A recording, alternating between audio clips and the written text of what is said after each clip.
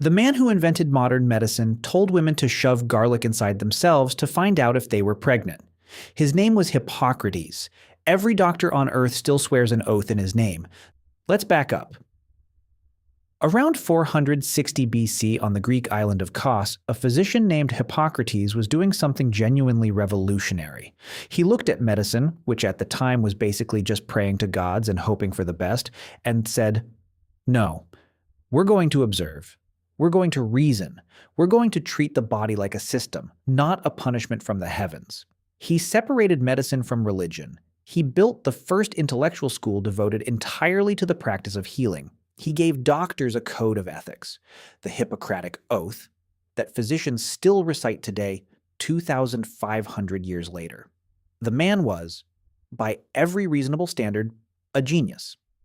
And he also wrote in a medical text called Barrenness that the correct way to test if a woman could get pregnant was to have her insert a head of garlic into her vagina before bed and check her breath in the morning. If her breath smelled like garlic, she was fertile. Good news. Baby possible. If her breath smelled like nothing, something was blocked. Problem. That was the test, written down in an official medical document by the father of medicine. Here's the part where you want to know why. What was the logic? The ancient Greeks believed the human body was essentially a hollow tube, from mouth all the way down. One continuous passage. Imagine your body like a straw. One long, open channel running top to bottom. If the straw is clear, air, or in this case, smell, can flow freely from one end to the other. If something is stuck in the middle, nothing gets through. That was their model of female anatomy.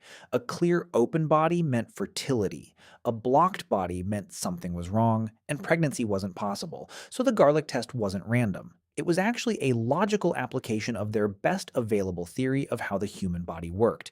They just had the theory completely wrong. And here's the thing that makes this genuinely unsettling. Hippocrates wasn't some fringe quack.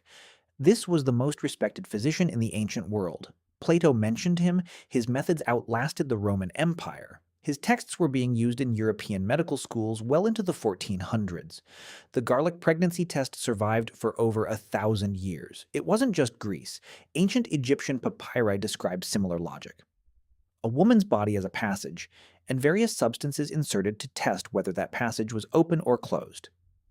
The onion version of the test, same concept, different vegetable, was used in Egypt even earlier, around 1400 BC. And it spread across the ancient Mediterranean, from Egypt to Greece to Rome, traveling through medical texts the way a good idea does, because everyone found the reasoning convincing.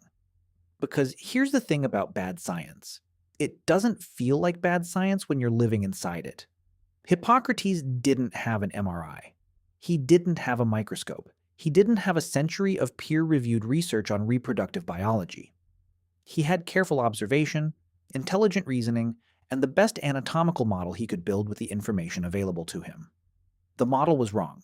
The test didn't work, but the instinct that medicine should be systematic, that diagnosis should follow logic, that the body operates according to rules that can be understood.